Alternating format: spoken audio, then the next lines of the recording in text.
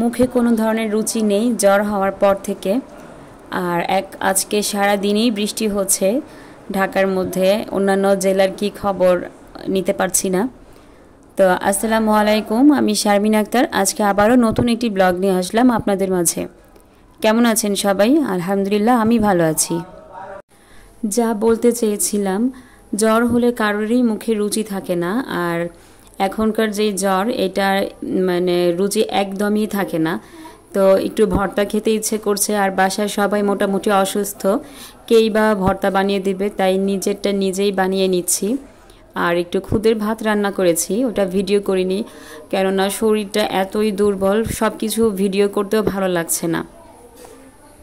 কালিজিরা ভর্তাটা আমার কাছে অনেক ভালো লাগে, আর পাটায় বেটে সব ভর্তাই কিন্তু ভালো লাগে। কাঁঠালের বিচির ভর্তা, কালো জিরা ভর্তা, আমার মার কাঁঠালের বিচির ভর্তা, কালো জিরা ভর্তাগুলো অনেক মজা হয়।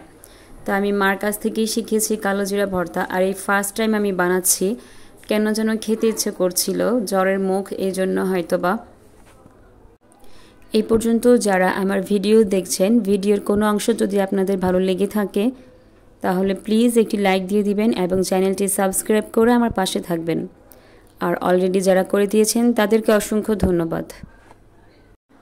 তো মনে হয় যে অনেকের কাছে যে ভর্তা বানানো খুব সহজ, আসলে যারা ভর্তা বানায় পাটায় বেটে তাদের কাছে কিন্তু অনেকটাই কষ্ট লাগে। এখন বুঝতেছি, আমার মা কিন্তু অনেকগুলো করে কালিজিরা ভর্তা, কাঁঠালের ভর্তা বানাতো আমাদের জন্য।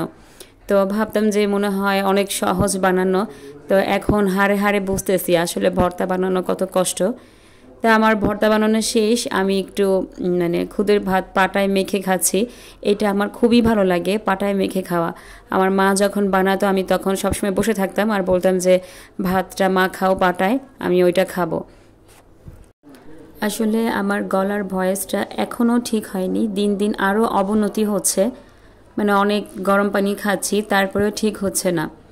তো মনে হচ্ছে যে করোনা হয়েছিল কি না, আমি তো ভয়ে আবার টেস্টও করিনি। সবগুলা গাছের একদম অবস্থা খারাপ, একটা গাছও ভালো নাই।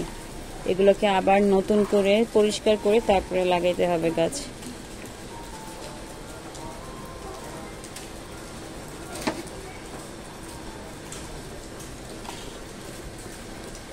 এই সবগুলো গাছ, মাটিগুলো কিরকম শক্ত হয়ে গেছে।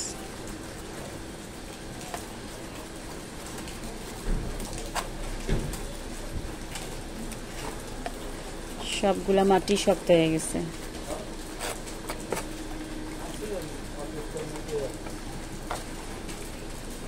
এটা কি গাছ? পুঁই শাক গাছ মনে হয়, বেলি গাছ, একদম নষ্ট।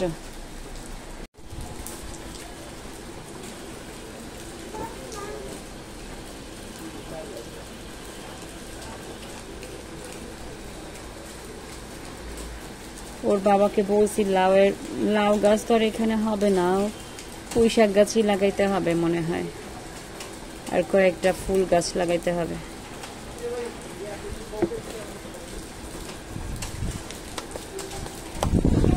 বাহিরে সারাটা দিন বৃষ্টি হইতেছে, আজকে সারা দিন বৃষ্টি।